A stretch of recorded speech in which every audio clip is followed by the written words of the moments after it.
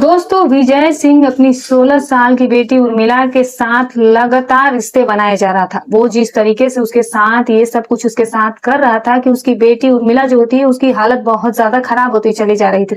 लेकिन दोस्तों उर्मिला भी अपने पिता का भरपूर साथ दे रही थी और फिर इन दोनों का ये सिलसिला जो चला था वो रुकने का नाम नहीं ले रहा था। दोस्तों 2-3 सालों तक उनका ये प्रेम खेल चलता रहा और 2-3 साल के बाद कुछ ऐसा होता है जिसे जानकर आपके रोंगटे खड़े हो जाएंगे, आप परेशान हो जाएंगे। पूरी सच्चाई जानने के लिए आप वीडियो को अंत तक जरूर देखिएगा। दोस्तों ये घटना है उत्तर प्रदेश की, जहां पर एक विजय सिंह नाम का आदमी अपनी बेटी के साथ और अपनी पत्नी और 2 बच्चों के साथ रहा करता था। दोस्तों विजय सिंह और उसकी पत्नी के बीच में रोज झगड़े हुआ करते थे, क्योंकि उसकी पत्नी विजय सिंह को केवल एक ही बार उसके साथ रिश्ता बनाने देती थी और विजय सिंह जब तक 2-3 बार सब कुछ नहीं कर लेता था उसको संतुष्टि नहीं मिलती थी और उसे नींद नहीं आती थी। लेकिन दोस्तों वो जिस तरीके से लोगों के साथ रिश्ता बनाने के लिए मजबूर करता था कि पत्नी जो थी वो उसके पास जाना नहीं चाहती थी, वो उससे नफरत करने लगी थी, इसीलिए वो उसके साथ समय नहीं बिताना चाहती थी। दोस्तों इसी तरह से कई सालों तक ये चलता रहा। फिर एक दिन विजय जो होता है वो अपनी पत्नी के साथ जो है रिश्ता एक बार जमा ना लेता है और फिर जब दोबारा अपनी पत्नी को अपने पास बुलाता है तो उसकी पत्नी जो है उसे काफी ज्यादा भला बुरा कहने लगती है और दोस्तों उनके बीच में इस बात को लेकर काफी ज्यादा झगड़ा हो जाता है। विजय अपनी पत्नी को काफी मारपीट देता है, तब उसकी पत्नी वहां से गुस्सा होकर के अपनी मायके चली जाती है। दोस्तों इसी तरह से विजय की पत्नी जब अपने मायके चली जाती है तब इधर विजय जो था वो अकेला हो जाता है, इधर इसको घर जो था वो काटने को दौड़ने लगता है। तब विजय जो है वो अपनी पत्नी को मनाने के लिए उसके मायके तक जाता है और वहां पर जाकर के वो अपनी पत्नी से काफी ज्यादा मिन्नतें करता है, विनती करता है, कहता है कि चलो जो हो गया सो हो गया और अब घर चलो, अब दोबारा ऐसा कुछ भी नहीं होगा, अब जैसे तुम चाहोगे वैसे ही मैं रहूंगा। दोस्तों फिर भी उसकी पत्नी नहीं मानती और वो वापस वहां से नहीं लौटती। फिर विजय जो है वहां से चला आता है। इसी तरीके से अब उसे 3-4 महीने जब बीत जाती है तो विजय फिर एक बार अपने ससुराल जाता है और फिर अपनी पत्नी को बुलाने की ले आने की जिद करने लगता है, लेकिन अब दोबारा मैं ऐसा नहीं करूंगा और जैसा तुम कहोगे मैं वैसा ही किया करूंगा। लेकिन दोस्तों उसकी पत्नी जो है उसके साथ रहने से बिल्कुल मना कर देती है, वो जाना ही नहीं चाहती है। वो कहती है कि तुम जाओ और मैं तुम्हारे साथ नहीं रहूंगी, मैं तुम्हें अब तलाक दूंगी और अब मैं तुम्हारे साथ कभी कोई रिश्ता नहीं रखनी चाहती। तुम्हें जिसके साथ रहना है रहो, मुझे और जिसके साथ रहना है मैं रहूंगी, तुम अपना देखो और मैं अपना देखती हूँ। तब दोस्तों विजय जो है वहां से चला आता है और 4 से 5 महीने जब इसी तरह बीत जाते हैं तो विजय जो था अब अकेले रहकर उब गया था और काफी ज्यादा परेशान रहने लगता है। फिर दोस्तों वो एक दिन अपने दोस्त को बुलाता है और उसे कहता है कि यार कहीं अगर मेरा रिश्ता लगे तो लगाओ, मुझे अब बहुत जल्द से जल्द शादी करनी है, क्योंकि मुझे अब अकेलापन रहा नहीं जा रहा है, मुझे घर काटने को दौड़ रहा है, मुझे अब घर में काम काज करने का भी मन नहीं करता है, अब अकेले रहने में खाना बनाने वगैरह करने में अच्छा नहीं है यार। तब दोस्तों उसका दोस्त कहता है कि तू यार तू चिंता मत, तेरे पास तो इतने सारे पैसे है, तुम इतने बड़े आदमी हो तो तुम्हें तो कोई भी लड़की आराम से मिल जाएगी, तुम मुझे बस 1 महीने का समय दो, मैं तुम्हारे लिए एक बहुत अच्छा रिश्ता ढूंढ कर लाऊंगा। दोस्तों इतना कहकर उसका जो दोस्त है वो चला जाता है और 15 से 20 दिनों के अंदर अंदर ही उसका दोस्त एक रिश्ता ढूंढ कर उसके पास आता है और विजय से कहता है कि यार मैंने तुम्हारे लिए एक बहुत अच्छा रिश्ता लेकर के आया हूँ। एक औरत है जिसका पति जो है वो आज से 1 साल पहले डेथ कर चुका है और उसकी एक 14 साल की बेटी है, उसको तुम्हें रखना होगा, उसके साथ रखना, तुम्हें अपने साथ ही रखना होगा, अगर तुम्हें मंजूर हो तो कहो कर लो, लड़की बहुत अच्छी है। दोस्तों जब ये बात विजय सुनता है तो वो कहता है कि कोई बात नहीं यार, मैं उसकी शादी करवा दूंगा, लड़की बस अच्छी होनी चाहिए। तब उसका दोस्त कहता है कि एक बार लड़की की तू देख तो ले, बहुत अच्छी और बहुत खूबसूरत औरत है।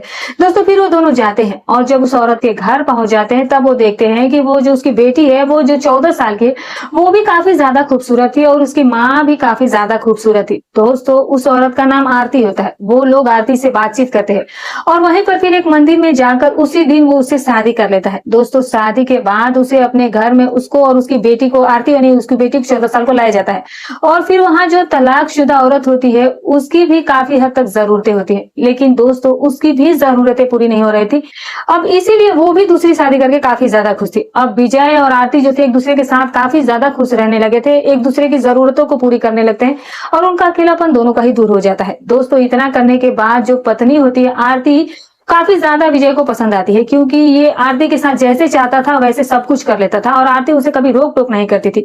आरती को भी इन सब चीजों से कोई दिक्कत नहीं थी, क्योंकि उसके भी पति की डेथ बहुत पहले हो चुकी थी, तो वो भी अब काफी ज्यादा जो थी वो अकेले थी।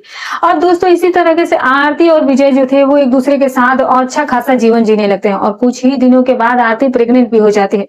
दोस्तों जब उसके पेट में दर्द होता है, विजय की पत्नी का काफी ज्यादा पेट में दर्द होने लगता है, तो वो तुरंत ही अपनी पत्नी को लेकर के हॉस्पिटल जाता है।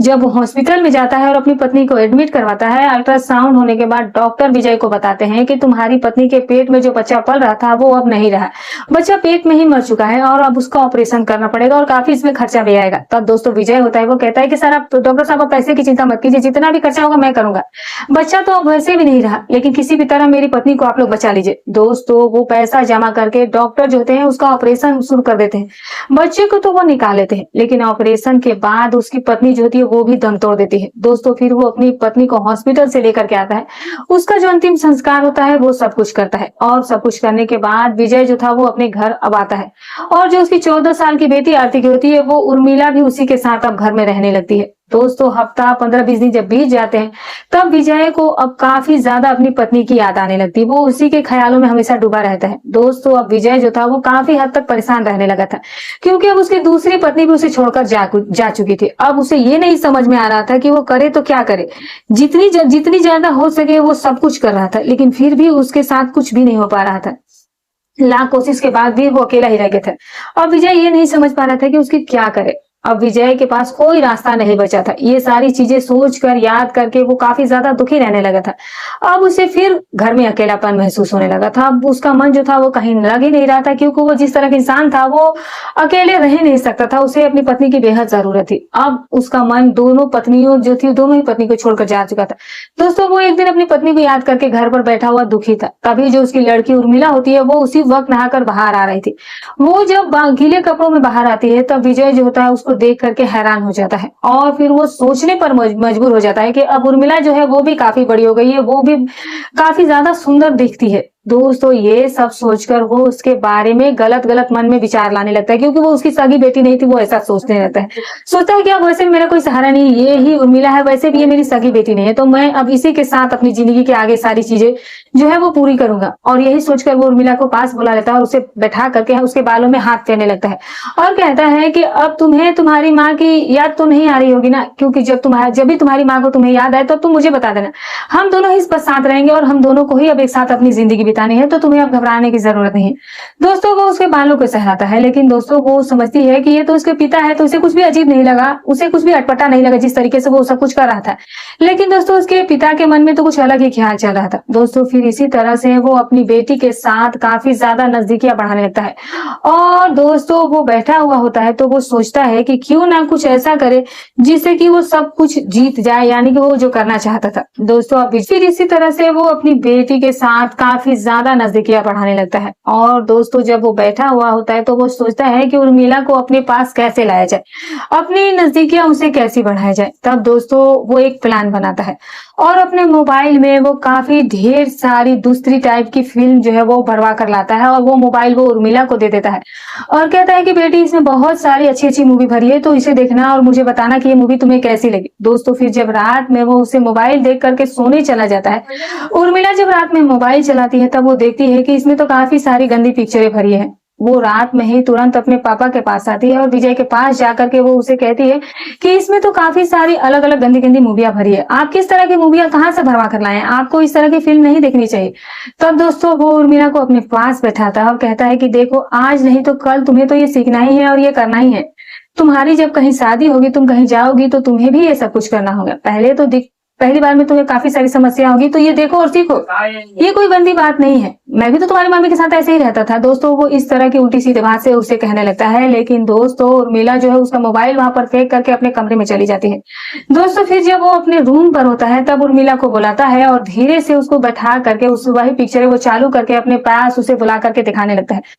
दोस्तों इसी तरह से उर्मिला जो है वो झटक करके उसे दूर चली जाया करती थी, लेकिन जब ये सिलसिला रोज चलने लगा तो दोस्तों अब उर्मिला भी कहीं ना कहीं सोचने लगी कि फिर जब मेरे पिताजी ये सब कुछ मुझे देखे, उर्मिला भी अब फिर सोचने लगी कि जब मेरे पिताजी ही मुझे ये सब कुछ दिखा रहे हैं कि आगे मुझे ये सब चीज की काम पड़ेगी, मुझे कोई दिक्कत नहीं होगी, तब दोस्तों वो भी बच्ची होती है, क्योंकि वो भी अभी 14 साल की थी, वो ज्यादा सोच समझ भी नहीं सकती थी। तब वो भी उसके साथ बैठ करके उसे देखने लगती है और फिर इंजॉय करने लगती है। दोस्तों फिर जब इसी तरह से एक दिन उर्मिला को वो अपने पास बुलाता है और दोनों बैठकर उसी तरह की मूवी देखने लगते हैं। दोस्तों फिर वो उर्मिला के हाथों में अपना हाथ रख देता है और धीरे धीरे फिर उसे सहलाने लगता है और फिर ऐसा करते करते उसके वो गालों को हाथ लगाता है और फिर उसे किस करने की जब कोशिश करता है तो उर्मिला उसे रोक देती है और कहती है कि पिताजी आप ये क्या कर रहे हैं, आपको ऐसा नहीं करना चाहिए। तब दोस्तों वो तुरंत ही डर जाता है कि ये किसी से बता ना दे, तो भी वो वहीं पर रुक जाता है। फिर दोस्तों जब विजय सिंह जब उर्मिला झटक करके वहां से चली जाती है कि तुम ये क्या कर रहे हो, तब वो उसकी बात सुन करके डर जाता है और सोचने लगता है कहीं ये कुछ किसी को बता ना दे। फिर वो सोचने लगता है कि अभी तो 3 से 4 ही दिन हुए, इसे कम से कम 1-2 हफ्ता तक ये सब कुछ देखेगी तो ये खुद ही मेरे पास चली आएगी। फिर वो जो है वो रोज उसको मोबाइल अपनी मोबाइल को वो मूवी चला करके दे दिया करता था। और उर्मिला जब वो मूवी रात भर देखती तो अब उसका भी ये सब कुछ करने का मन करने लगा था। वो भी सोचने लगी थी कि इसमें तो काफी ज्यादा मजा आता है। दोस्तों फिर वो एक दिन उर्मिला को सोने के लिए अपने कमरे में बुलाता है और फिर वो बाप और बेटी एक ही बेड पर दोनों लेटे हुए थे और वही जो है मूवी लगा करके देखने लगते हैं। दोस्तों फिर धीरे धीरे वो उर्मिला के चारों तरफ से कहीं ना कहीं वो हाथों को सहलाने लगता है। गालों को जब छूता है तो उर्मिला जो होती है वो भी काफी कुछ अलग व्यवहार करने लगती है और फिर अपने पिता का भरपूर साथ देने लगती है। दोस्तों इसी तरीके से अब इनका ये खेल शुरू हो गया था और कम से कम 2 सालों तक इनका ये खेल जो था वो चलता रहा। उर्मिला जब अब 16 साल की हो जाती है तो फिर एक दिन उर्मिला जब बाहर खेल रही थी तभी 3-4 औरतें जो कि उनके परिवार की होती है वो देखती है कि उर्मिला का पेट तो जो है वो काफी ज्यादा निकला हुआ दिख रहा है, काफी बाहर निकला हुआ है। दोस्तों फिर वो उर्मिला को अपने पास बुलाती है और उसका पेट जब देखती है कि ये तो कम से कम 6-7 महीने की प्रेग्नेंट है।